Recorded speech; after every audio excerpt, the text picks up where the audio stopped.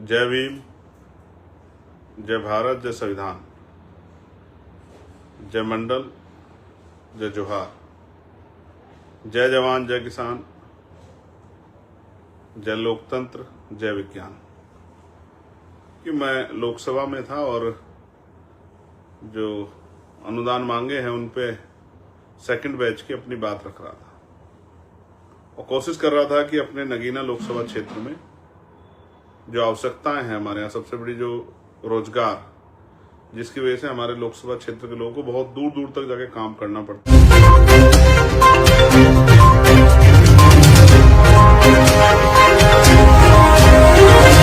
प्यारे साथियों, जय भीम, जय भारत, जय संविधान, जय मंडल, जय जोहार, जय जवान, जय किसान, जय लोकतंत्र, जय विज्ञान। लोकसभा क्षेत्र में जो आवश्यकताएं हैं हमारे यहाँ, सबसे बड़ी जो रोजगार, जिसकी वजह से हमारे लोकसभा क्षेत्र के लोगों को बहुत दूर दूर तक जाके काम करना पड़ता है। कोई पंजाब, लुधियाना, हरियाणा जाता है, लुधियाना में जाता है, जालंधर में जाता है, अमृतसर जाता है, और कोई हरियाणा में जाके काम करता है, गुड़गांव में, पलवल, फरीदाबाद में। कुछ लोग दिल्ली आते हैं, कुछ लोग मुंबई जाते हैं, कुछ लोग हैदराबाद जाते हैं, कुछ लोग गुजरात जाते हैं। उसी को लेकर मैं बात रख रहा था, इसलिए मुझे देरी हुई, लेकिन क्योंकि महत्वपूर्ण है इसलिए मुझे आपसे चर्चा करनी थी कि आपसे बात हो जाए। 15 मार्च ऐतिहासिक दिन है आजाद समाज पार्टी के लिए और बहुजन समाज के लिए। सबसे पहले मैं अपनी बात को शुरू करने से पहले बहुजन समाज में जन्मे सभी संतों, गुरुओं और महान पुरुषों को नमन करता हूं। और मैं बहुत सारे महापुरुषों के नाम लेता हूं, इसलिए लेता हूं कि आप लोग उनको, जो लोग मुझे फॉलो करते हैं, आप उनको पढ़ें, जानें। इसलिए नहीं कि उनकी पूजा करें, इसलिए कि उनको पढ़ें, जानें, उनके जीवन में उन्होंने क्या किया इसको समझें, इसको देखें और महसूस करें कि आपके यहाँ तक पहुंचने में किस किस का योगदान है। जो आज स्वाभिमान सम्मान का जीवन आप भारत में प्राप्त कर रहे हैं, ये किस किस महापुरुषों की वजह से हो पाया है। तो मैं महामानव तथागत बुद्ध से लेके जगत गुरु सतगुरु रविदास जी, गुरु नानक देव, गुरु कबीर, गुरु घासीदास, नारायण गुरु, संत गाडगे जी महाराज, अखंड ज्योति सतगुरु समनदास जी, राष्ट्रपिता ज्योतिबा फूले, छत्रपति साहू जी महाराज, डॉक्टर बाबा साहब अम्बेडकर, संत राम बी प्रजापति जी, बाबू जगदेव प्रसाद कुशवाहा, जननायक कपूरी ठाकुर, सर छोटू राम, चौधरी चरण सिंह जी, मामना राम सुब वर्मा, संत राम बी प्रजापति जी, बाबू शिवदयाल चौरसिया, राम जी, संतू जी लाड, परमानंद लोधी जी, माँ अहिल्याबाई होलकर, माँ उदा देव पासी, माँ झलकारी बाई, माँ फातिमा शेख, माँ फूलन देवी, देश के तमाम अमर शहीद जवान जिन्होंने देश के लिए बलिदान दिया, मान्यवर दीना भाना वाल्मीकि साहब, मान्यवर काशीराम साहब, महाराजा लाखन पासी, महाराजा बिजली पासी, और भी बहुत सारे ऐसे रहबर हैं जिनमें प्यारेलाल यादव, ईवी प्यारा रामा नायकर स्वामी। एक लेगेसी है बड़े लंबी।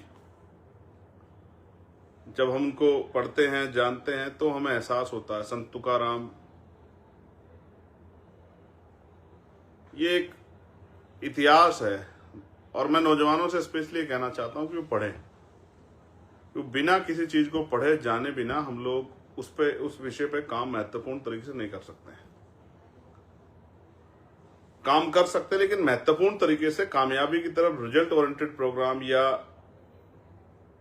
ऑब्जेक्टिव को ध्यान में, लक्ष्य को ध्यान में रख के कार्यक्रम, प्रोग्राम या संघर्ष नहीं कर सकते हैं। जब भी जरा सी कोई इस तरह की घटना होगी या इस तरह की चर्चा होगी तो हम लोग अपने लक्ष्य से भटक सकते हैं। इसलिए लगातार हम लोग कैडर कार्यक्रम चलाते हैं। तो ये दिन विशेष क्यों? विशेष इसलिए है कि रहबरे आजम मान्यवर साहब श्री काशीराम, जिनको पंजाब में बाबू काशीराम कहते हैं, देश भर में बहुजन नायक कहते हैं, उनकी जयंती है 15 मार्च को। और जब हमने आजाद समाज पार्टी बनाई तो कुछ दिनों बाद हमें पता लगा, जब इलेक्शन कमीशन ने हमें लेटर भेजा कि आजाद समाज पार्टी नाम से ऑलरेडी एक पार्टी रजिस्टर्ड है, तो आप इसके नाम के सामने कोई और नाम ऐड कर दीजिए। जैसे शिवसेना है, शिवसेना के साथ यूबीटी, और दूसरी जब टुकड़े होकर बन गए हैं तो वो एक और बन गए हैं, दूसरा शिंदे ग्रुप बन गया है। उस तरह से जदयू में भी हुआ, उस तरह से सीपीआईएम सीपीआईएल में भी हुआ, एमएल में भी हुआ। इसलिए उन्होंने ये सुझाव दिया, तो हमें लगा कि जिस महापुरुषों के आदर्शों पे हम लोग दल बना रहे हैं, वो क्योंकि बड़ी वो है, फूले, साहू, अंबेडकर, बिरसा मुंडा जी, तमाम हमारे पिछड़े वर्ग के महापुरुष। और मैं वीपी सिंह जी को भी धन्यवाद दूंगा। वीपी सिंह जी को भी, चाहे परिस्थिति कुछ भी रही हो, लेकिन एक बड़ा फैसला था। हालांकि उस फैसले के पीछे बहुत सारा जो संघर्ष था, वो मान्यवर काशीराम साहब का जो बोट क्लब पे धरना चला 45 दिन, या और से अलग भी जो तमाम हमारे नेता लड़ रहे थे उस समय, उनका भी एक बहुत बड़ा रोल था कि उस तरह का दबाव बना था। लेकिन वीपी सिंह जी ने बड़ा फैसला लिया, इसलिए मैं वीपी सिंह जी का भी धन्यवाद करूंगा। तो मान्यवर काशीराम साहब का नाम हमने तब ऐड किया, और हम कोशिश कर रहे हैं कि उनका जो अधूरा सपना है, एक चेले का ये फर्ज बनता है, एक शिष्य का ये फर्ज बनता है कि अपने गुरु के अधूरे सपने को पूरा करे। तो आजाद समाज पार्टी के माध्यम से हम लोग जो हैं, क्योंकि उनसे हमने चलना सीखा, उनको देख देख के, उनको पढ़ के हम लोगों ने संघर्ष करना सीखा, और सीख रहे हैं अभी तक भी। तो जब वो कहते हैं कि मुर्दा लोग मिशन नहीं चलाते और जिंदा लोग मिशन को रुकने नहीं देते, तो हम लोगों को संदेश मिलता है कि मिशन चलाने के लिए अपने आप को जिंदा दिखाना जरूरी है, उसके लिए संघर्ष करना जरूरी है। और बहुत सारी बातें ऐसी है जो उनके जीवन की प्रभावित करते हैं, किस तरह से उन्होंने संघर्ष किया है, अभाव में संघर्ष किया, भूखे रहकर, साइकिल के माध्यम से, और सीमित साधनों में, और किस तरह उन्होंने जो है बहुजन समाज के लोगों को लड़ना सिखाया है, किस तरह अंतिम जो जातियां थी उनमें भी नेतृत्व पैदा किया है, विधायक बनाया, सांसद बनाया। आज तक पिछड़े वर्ग की जो अपने आप को पार्टियां कहती है, वो भी नहीं बना पाएगी इतने सांसद विधायक जितने इस आंदोलन ने, जो मान्यवर काशीराम साहब ने शुरू किया, उसने बनाए। इसलिए मैं उनको नेता मानता हूं। बहुत कम पैसे से लोगों को राजनीति करना सिखाया, और राजनीतिक शक्ति कि वोट की वैल्यू क्या है, वोट से क्या निर्माण होगा, उसका क्या परिणाम होगा, ये लोगों तक घर घर जाके बताया। और संत जिनको कहते हैं, मैं इसलिए उनको संत के तौर पे भी, मैं इधर उधर की बात नहीं करता, मैं उनसे ज्यादा प्रभावित क्यों, उसका कारण एकमात्र ये है, जो बहुत इंपॉर्टेंट है, कि वो हमसे कुछ लेके नहीं गए। उन्होंने जो कुछ दिया इस समाज को दिया, बहुजन समाज को। उन्होंने कोई संपत्ति नहीं बनाई, जो उन्होंने संकल्प किए थे समाज से, एज ए लीडर उन्होंने उनको पूरा किया। इसलिए मैं उनसे बहुत प्रभावित हूं, और मैं अपने जीवन के अंतिम सांस तक कोशिश करूंगा, अगर मेरा शरीर चलता रहा तो मैं उनके सपने को पूरा करने के साथ साथ अपने जीवन के अंतिम समय तक इस कर्ज को उतारने का प्रयास करूंगा, जो मैं अपने महापुरुषों का अपने ऊपर समझता हूं। संपत्ति नहीं बनाई, हालांकि बहुत कठोर फैसला था कि उन्होंने परिवार भी नहीं आगे बढ़ाया, वो कभी घर नहीं लौटे, उन्होंने अपने लिए कोई जमीन नहीं खरीदी, और एक एक पैसा जुटा के समाज से, आज तो लोग मतलब आलोचना के तौर पे कहते हैं कि चंदा लेते हैं, लेकिन उस चंदे को उन्होंने अपनी शक्ति बनाया, और उन्होंने नारा दिया कि जो सहारा देगा वो सहारा भी देगा। इसलिए हमें अपने लोगों का सहारा लेना, अपने लोगों को प्रेरित करना है कि वो अपने आंदोलन को ताकत देने के लिए, जो आंदोलन उनके बच्चों के लिए, उनके आने वाली जनरेशन के लिए, वर्तमान में उनको स्वाभिमान सम्मान का जीवन दिलाने के लिए जो संघर्ष चल रहा है, उसमें वो योगदान करें, जिससे हमें किसी दूसरे की तरफ ना देखना पड़े। क्योंकि ये सत्य है, जो आपको सहारा देगा वो इशारा भी देगा। इसलिए अपने लोगों को सहारा देने के लिए तैयार किया। जो भूखे प्यासे लोग थे वो भी अपने जेब से कुछ पैसा बचा के मान्यवर काशीराम साहब को देते थे। इसलिए मैं उनको, क्योंकि उन्होंने मुर्दों में, जो लोग ये सोचते थे, मुर्दे का मतलब ये नहीं कि मरा हुआ होता है आदमी मुर्दा होता है, जो जिंदा तो होता है लेकिन वो अपने अधिकारों के प्रति लड़ता, वो भी मुर्दा होता है। कहते हैं किसी सिर्फ सांसों का रुकना मौत नहीं होती, जिसका जमीर मर जाता है वो मर जाता है। जो हार मान चुका वो भी मुर्दा ही, जो अपनी लड़ाई नहीं लड़ सकता। ऐसे लोगों को जबान दी, ऐसे लोगों के अंदर हिम्मत पैदा की, और कभी अपने जीते जी उन्होंने ये आरोप नहीं लगने दिया कि ये पार्टी या संगठन, ये मूवमेंट एक जाति का है, या काशीराम साहब एक जाति को प्रोटेक्ट करते हैं और बहुजन समाज के बाकी लोगों को दूर रखते हैं। ऐसा नहीं किया। उन्होंने पूरा प्रयास किया कि जो बहुजन आंदोलन है वो बहुजन समाज के तौर पे दिखाई भी दे। हम लोग उस प्रयास को आगे बढ़ा भी रहे। और वो कहते थे कि दल बनाना आसान है, पार्टी बनाना आसान, लेकिन बहुजन समाज बनाना मुश्किल है। कई बार हमारे लोगों को भी अच्छा नहीं लगता कि हम जो है भाई बहुजन समाज बनाने के लिए इतने प्रयास क्यों कर रहे हैं। वो कई तरह की आलोचना करते हैं। लोकतंत्र में आलोचना सुननी चाहिए, आलोचना से घबराना चाहिए। हम लोग तो नहीं घबराते, बिल्कुल नहीं घबराते। तो माननीय काशीराम साहब की जयंती है, हमारे लिए विशेष अवसर है, और क्योंकि हमने उसी दिन पार्टी की स्थापना की है, ये संयोगवश है कि हमने हमारी पार्टी में वो, क्योंकि अगर पहले रजिस्ट्रेशन हो जाता ये नाम नहीं आता, लेकिन जब रजिस्ट्रेशन में उन्होंने मना कर दिया कि आपको इसका ऐड करना पड़ेगा, तो हमने माननीय काशीराम साहब का नाम ऐड किया।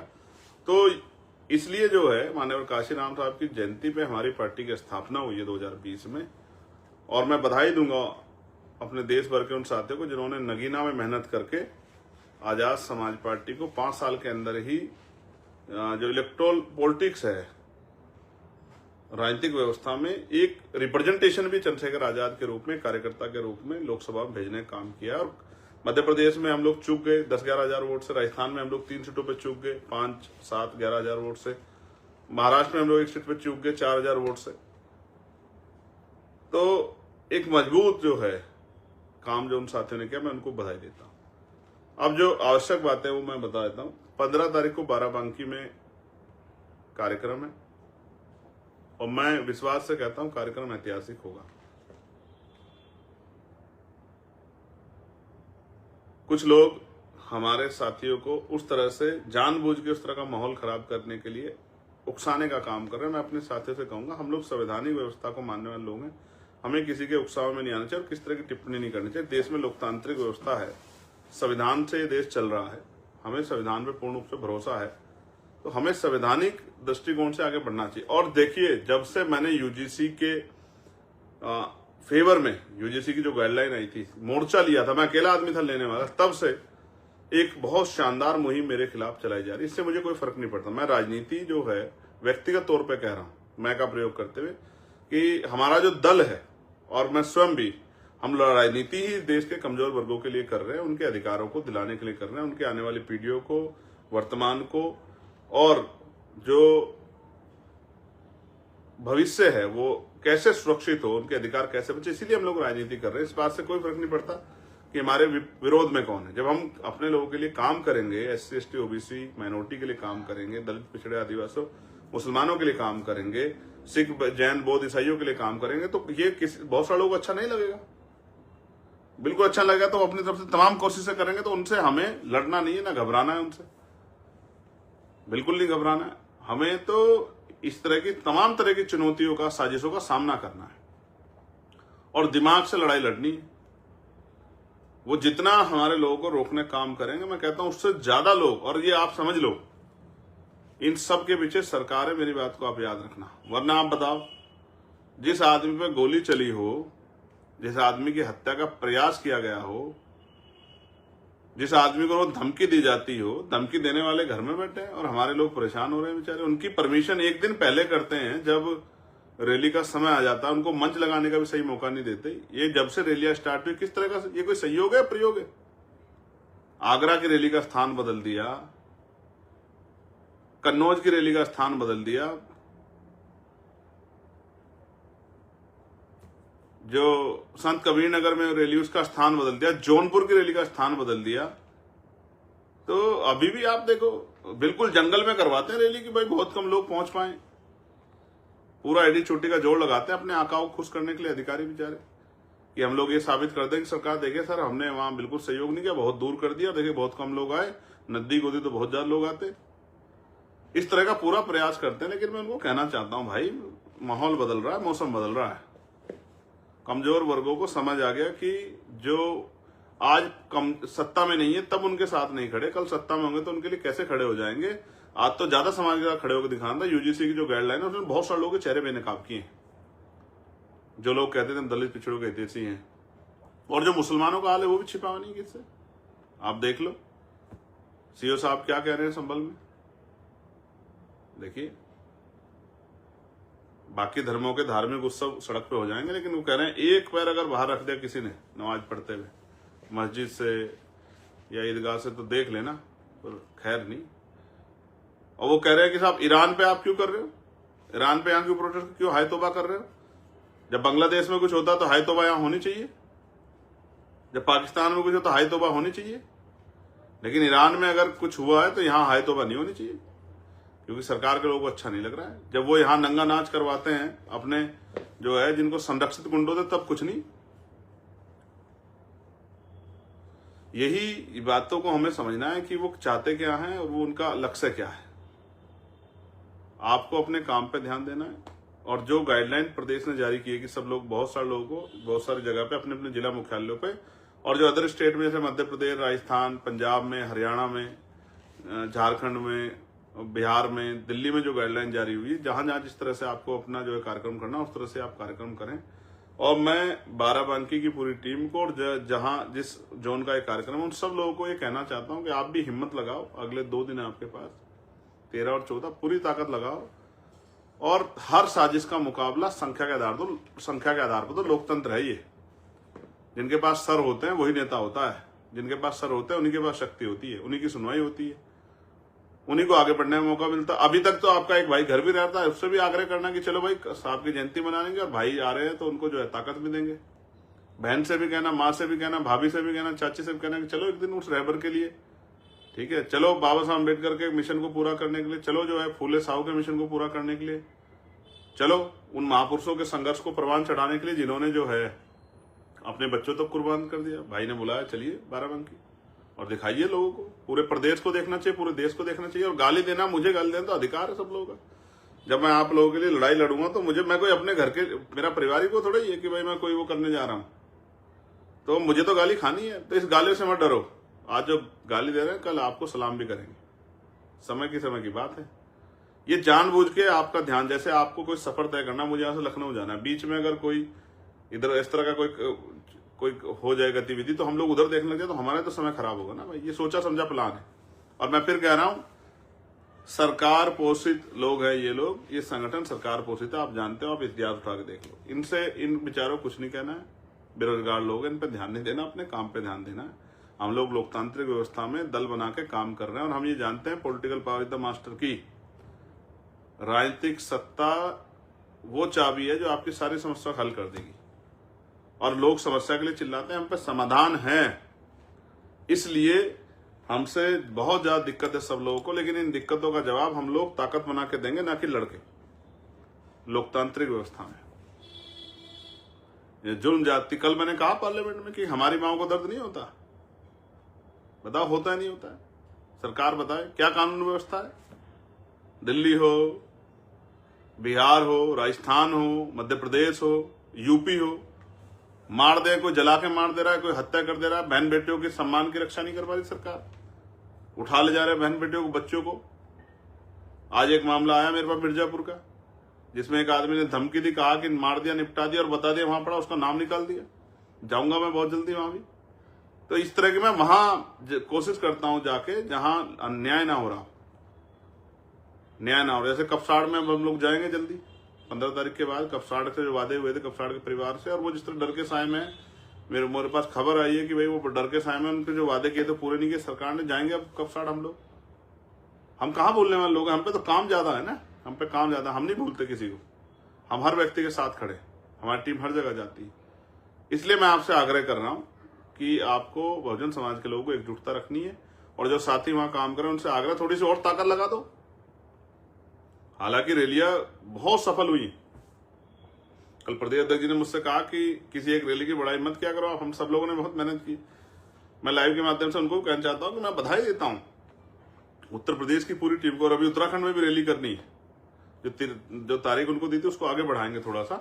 संगठनात्मक बदलाव किया है सीनियर लोगों से बात करके, तो उनको वहां भी आगे बढ़ाएंगे, वहां भी जल्दी रैली करेंगे। लेकिन ये रैली जो है अभी 29 तारीख की और 15 तारीख की और उसके बाद भी जो आगे कार्यक्रम जो तय हुए हैं पिछड़ा वर्ग सम्मेलन के, वो सब शानदार होंगे, मेरा भरोसा है।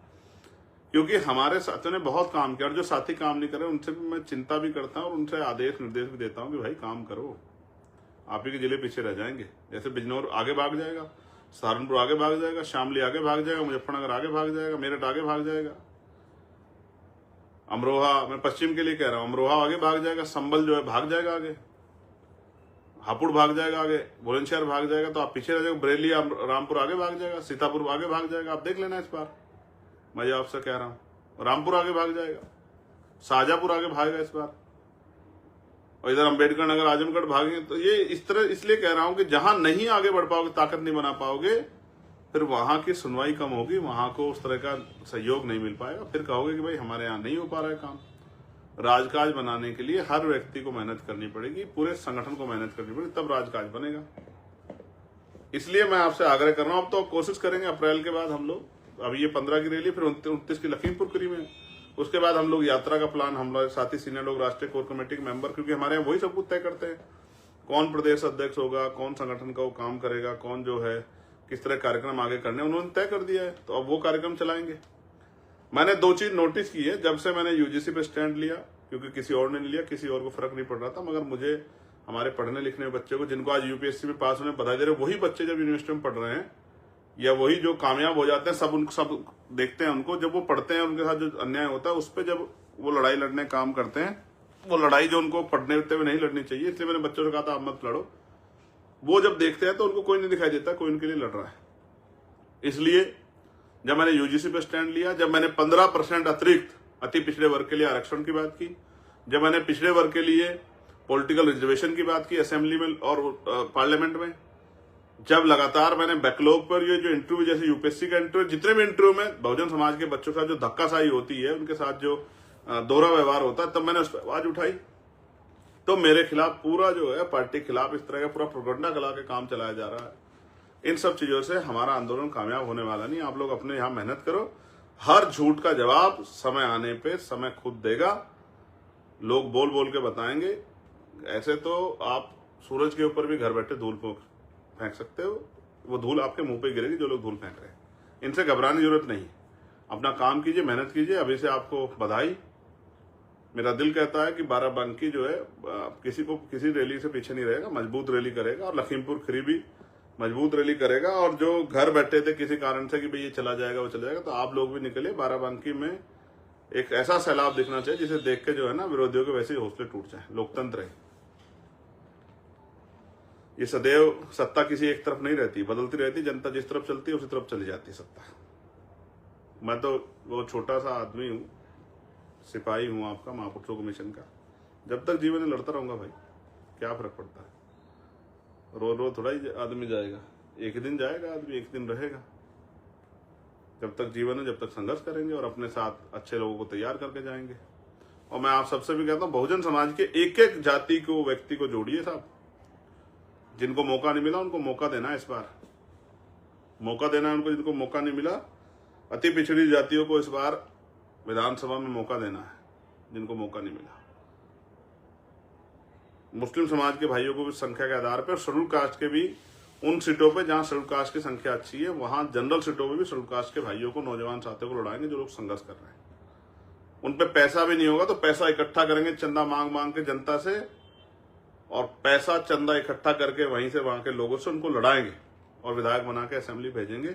क्योंकि अब अमीरों का राज नहीं है, गरीबों के बच्चों को भी मौका मिलेगा। गरीब के बेटे भी विधानसभा जाएंगे, लोगों की आवाज बनेंगे, और इस प्रदेश में वो करके दिखाएंगे जो कभी नहीं हुआ।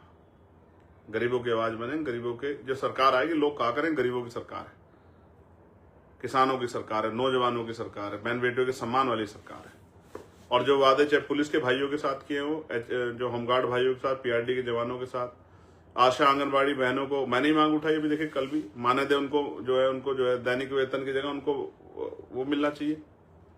मानदेय की जगह उनको मंथली जो है वो मिलनी चाहिए, सैलरी मिलनी चाहिए।